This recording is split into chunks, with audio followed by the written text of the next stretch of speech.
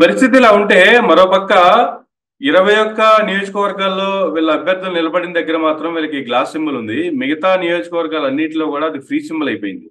ఈ free symbol అయినటువంటి glass గుర్తుని వేరొక పార్టీ, జాతీయ జనసేన పార్టీ, ఆ పార్టీకి సంబంధించినటువంటి బాలా అనేటువంటి వ్యక్తి ఆయన కోర్టులో ఒక బిల్ వేయటం కూడా జరిగింది.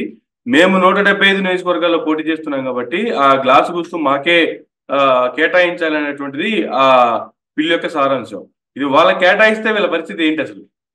గ్లాసు గుర్తు పోయినట్టేనా? సార్ ఇక్కడ ఏంటంటే ఒక రాజకీయ పార్టీ వాళ్ళు పోటీ చేసేటటువంటి మొత్తం ఎన్నికలు అంటే ఇప్పుడు పూర్తి స్థాయి ఎన్నికలను పరిగణలోకి తీసుకుంటారు. ఇట్లే అసెంబ్లీ ఎన్నికలు, పార్లమెంట్ ఎన్నికలను పరిగణలోకి తీసుకొని ఆ అసెంబ్లీ పార్లమెంట్ ఎన్నికల్లో ఒక పార్టీ మొత్తం సీట్లలో పోటీ చేసినప్పుడు, లేదంటే వాళ్ళు కొన్ని సీట్లలో పోటీ చేసిన వాళ్ళకి 6% ఓటింగు 2 అసెంబ్లీ సీట్లు అంటే 6% ఓటింగు రావాలి, 2% అసెంబ్లీ సీట్లు కూడా 2 అసెంబ్లీ సీట్లు కూడా గెలవాలి. అప్పుడు అది వాళ్ళకి ఆ గుర్తు అనేది స్టాండర్డ్ గా ఉంటది. రిజిస్టర్ పార్టీ అయి ఉంటుంది. రిజిస్టర్ పార్టీ అంటే రికగ్నైజ్డ్ అయి ఉంటుంది అనమాట. అంటే గుర్తింపు పొందినటువంటి రాజకీయ పార్టీ అవుతుంది. సో మీకు చిన్న ఎగ్జాంపుల్ చెప్తాను నేను. వైఎస్ఆర్ కాంగ్రెస్ పార్టీ 2011 సంవత్సరంలో పెట్టినప్పుడు మేము బై ఎలక్షన్ లో పోటీ చేసాం. మేము బై ఎలక్షన్ లో పోటీ చేసినప్పుడు 18 అసెంబ్లీ స్థానాలకి అక్కడ మా రోజు బై ఎలక్షన్ జరిగింది. 18లో మేము 16 సీట్లు ఆ రోజు మేము గెలవటం జరిగింది. అయినా కూడా మాకు ఆ రోజు అది ఫ్రీ సింబల్లోనే ఉంది ఫ్యాన్. 2014 జనరల్ ఎన్నికల్లో దాకా అది మాకు జనరల్ ఎన్నికల్లో మేము గెలిచి దాకా అప్పుడు మా పార్టీకి అది ఫ్రీ సింబల్. తర్వాత అది మాకు పూర్తి స్థాయి సింబల్ అవుతుంది అయింది 2014 ఎన్నికల తర్వాత. సో 2014 ఎన్నికల తర్వాత మాకు ఆ గుర్తు అనేది స్టాండర్డ్ అయిపోయింది. అలానే ఇప్పుడు జనసేన పోయినసారి పోటీ చేసింది. వాళ్ళకి 6% 2 అసెంబ్లీ సీట్లు రాలేదు. సో గెలిచింది ఓన్లీ ఒక అసెంబ్లీ సీటే. సో అది ఫ్రీ సింబల్ గా ఉంది. అది అప్పుడు మీరైనా అడగొచ్చు, నేనైనా అడగచ్చు, ఎవరైనా అడగవచ్చు. రెండవది జనరల్ గా ఒక రాజకీయ పార్టీ ఆ ఫ్రీ సింబల్ లో అడుగుతున్నప్పుడు 175 సీట్లు పోటీ చేసేటటువంటి వాళ్ళకి ఆ సింబల్ ఇవ్వటం అనేది కరెక్ట్. నేను 10 సీట్లు పోటీ చేస్తా, ఈ ఫ్రీ సింబల్ నాకు ఇవ్వండి, మిగిలిన దాంట్లో అది ఎవరికి ఇవ్వకూడదు అని అనటానికి లేదు. సో అది అనేటటువంటి అవకాశాన్ని కూడా పరిగణలోకి తీసుకోరు.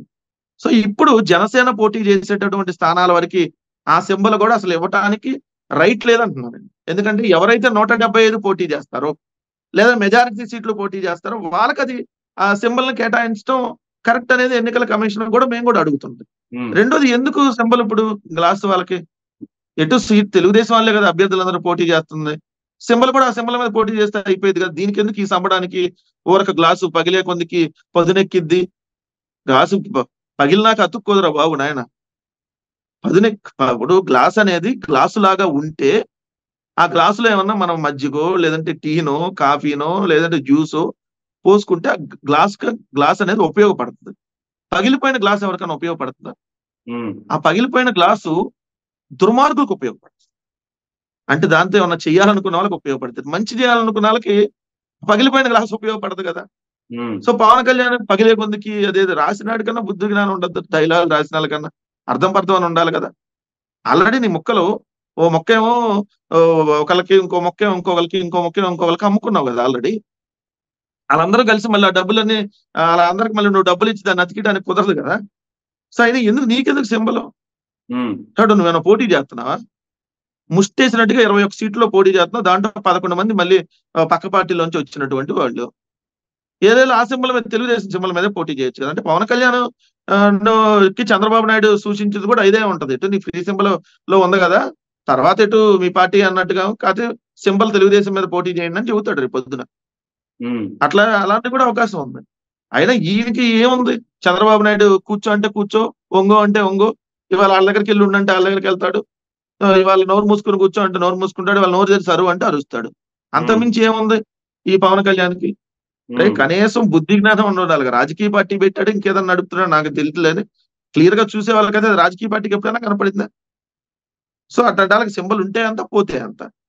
అది ఎట్టిస్తారు సింబల్? 20 సీట్లు పోటీ చేసేవాడికి ఇస్తారా సింబల్? 175 సీట్లు పోటీ చేసే వాళ్ళకి వాళ్ళ సింబల్? జనరల్ గా మాట్లాడుకుందాం మనం. సో ఇప్పుడు వీళ్ళకి రిజిస్టర్ పార్టీ రికగ్నైజ్డ్ కాలా, ఇంకా గుర్తింపు రానప్పుడు అది ఫ్రీ సింబలే. సో అది ఫ్రీ సింబల్ గానే ఉంటది. అది జనసేన పోటీ చేసే చోట్ల వాళ్ళకి ఇచ్చినా మిగిలిన చోట్ల ఎవరైనా కూడా ఆ గుర్తు ఇండిపెండెంట్ అభ్యర్థులకు వస్తుంది. That's the common. ఉమ్, అది అంతకుముందు అనేక ఎన్నికల్లో జరిగినాయి అట్లా. ఎందుకంటే మీ తిరుపతి ఉప ఎన్నికల్లో జనసేన పోటీ చేయలేదు కదా, బీజేపీ చేసింది. అప్పుడు క్లాస్ ఎస్ సార్. సింబల్ వేరే వాళ్ళకి ఇచ్చారు కదా. అవును. సో ఇది కామన్ గా జరిగేటటువంటి అంశం. దాన్ని ఏదో పెద్ద భూతద్దంలో చూపించి మళ్ళీ కుట్ర బందుతున్నారు ఇట్లాంటి పిచ్చి పిచ్చి వాగుడు వాగకుండా ఉండమని చెప్పండి పవన్ కళ్యాణ్. ఉమ్.